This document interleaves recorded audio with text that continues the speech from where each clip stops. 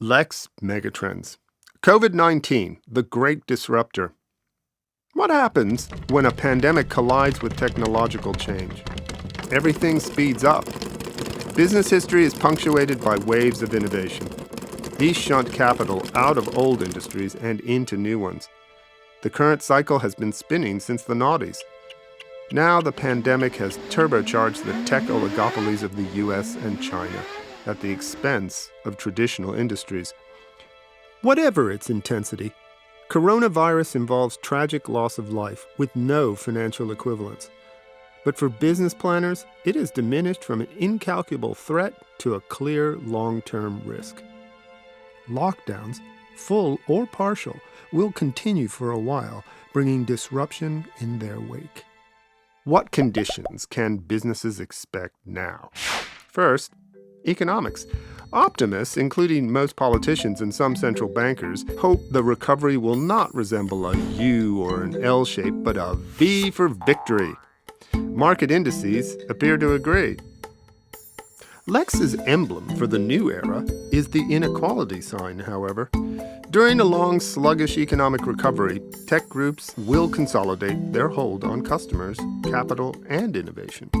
Traditional businesses will struggle to rebuild damaged balance sheets.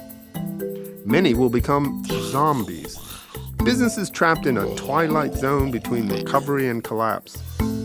Travel, hospitality, and industrial workers face prolonged financial distress. Technologists, financiers, and the professions will emerge unscathed. Governments are taking on big liabilities with an upper limit of some $17 trillion to support struggling workers and businesses. U.S. corporations have borrowed $1.25 trillion in bonds so far this year, over 80% more than in the same period of 2019. That brings us to our second question. How will mature corporations manage their capital? We think big debts and fears of further pandemics will turn them into beasts of burden. Their baggage will include higher debt costs, heftier levels of gross cash to guarantee liquidity, steeper taxes payable to all those indebted governments, lower capital spending, and supply chains that are stronger but costlier. Returns on capital and payouts to investors will inevitably fall. A proliferation of zombie businesses will slow further a recovery that is already set to be protracted.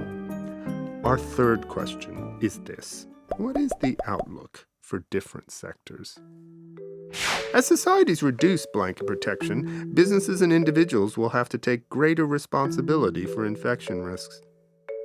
Budget airlines specializing in holidays for young families may see demand recover faster than expected.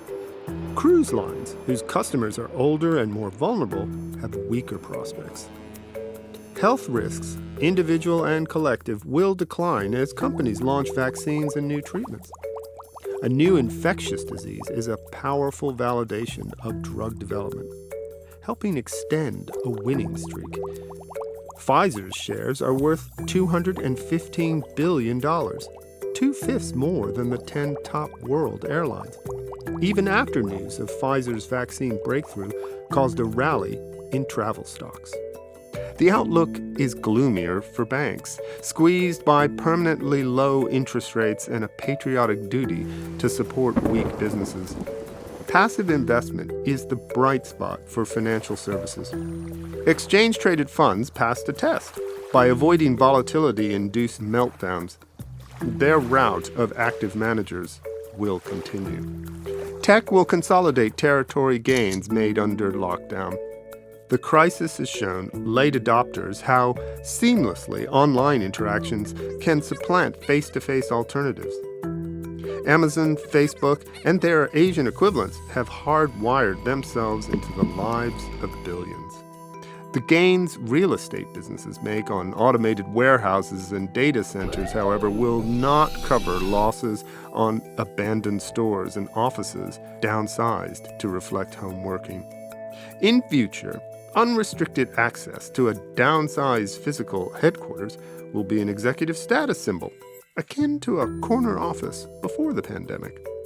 Some aspects of business will change profoundly due to coronavirus. The scramble to get to the top is eternal.